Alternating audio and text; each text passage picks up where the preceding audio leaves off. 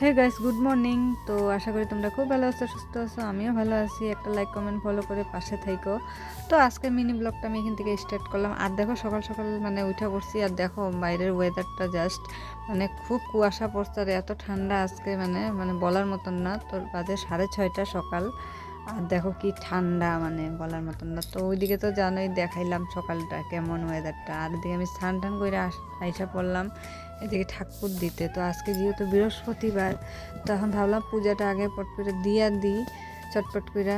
সকালের পূজাটা দিলেও মনটা ভালো লাগে। আর কতদিন থেকে পূজার ভিডিও তোমাদের সাথে শেয়ার করতেছি না, তো ভাবলাম আজকে শেয়ার করি, যেহেতু আজকে বৃহস্পতিবার, তো পূজাটা দেওয়া যাক।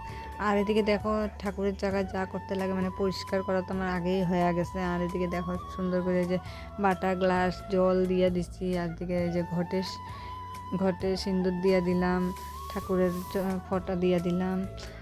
তো এদিকে যে পান আনছিলাম, মানে আমার ঘরের থেকে পানটাই আজকে বড় হয়ে গেছে। আর এদিকে দেখো সুন্দর করে আমি ঘরটা বসাইয়া নিলাম বৃহস্পতিবারের। আর এখন ধূপকাঠি দেখাইয়া প্রদীপ দেখাইয়া নিই, তো পূজাটাও কমপ্লিট করি, তাহলে পরে একটা কাম আগায়। আর মানে পূজাটা করলেই মানে ঘরটাও মনটাও ভালো লাগে, ঘর বাড়িও শান্তি শান্তি লাগে।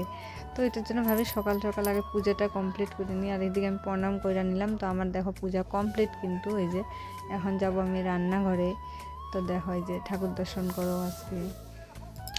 তো ওই দিক থেকে আমি আইসা গেলাম রান্নাঘরে। তো এই যে হাজব্যান্ড চা খাবে, তো এই যে চা বসাইয়া দিছি। তো এই দিকে আমার চা তো হয়েই গেল, চাটা দিয়ে দিই। চা খাওয়ার পরে আবার যাবে বাজার বাজার আনতে। তো এই যে ড্রাই কেক আনছিল, টোস্ট, তো দিয়ে দিলাম চা। এদিকে চাটা খাইয়া কিন্তু হাজব্যান্ড বাজারে গেছে গা, আর এখন আসার টাইমও হয়ে গেছে। তো এইদিকে দেখো আমি যে এখন বাসন টাসন গুটাই আনি, আর ওদিকে ঘরটার গুটানো কিন্তু কমপ্লিট হয়ে গেছে। আর এই যে মানে হাজব্যান্ড আইসাও পড়ছে, চলো তোমাদের সাথে শেয়ার করি।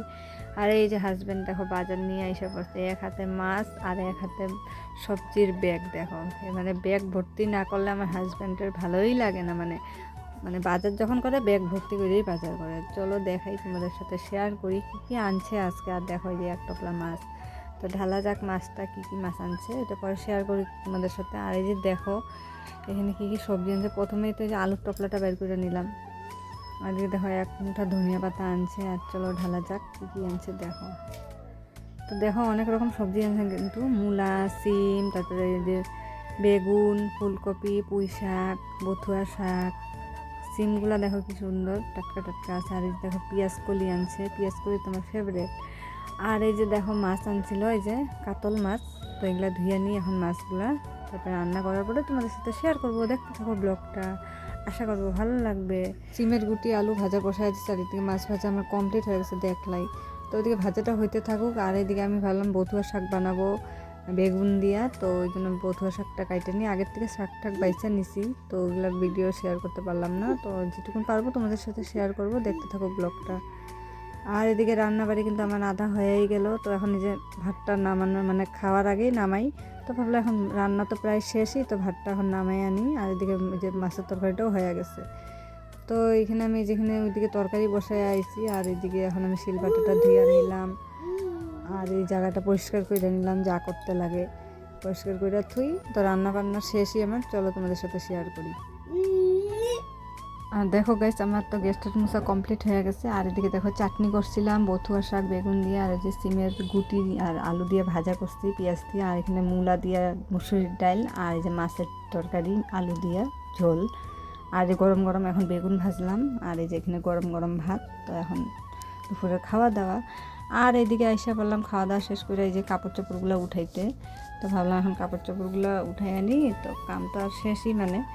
তো কাপড় চোপড়গুলো উঠাই দিও, তো এখন আর রোদ নাই, আর এখন শুকাবেও না। একদিনের কাপড় মানে একদিনের কাপড় মানে 3 দিন মানে লাগে শুকাইতে আমাদের এখানে, মানে উঠানে এখন রোদ পরেই না করতে গেলে বহুত মানে কষ্ট হয়ে গেছে কাপড় শুকানো। তো ব্লগটা ফার্স্ট থেকে লাস্ট অব্দি দেখবা, সুন্দর একটা কমেন্ট করবা। তো আজকের মতন এতটুকুনি, নেক্সট ব্লগে দেখা হবে, বাই বাই।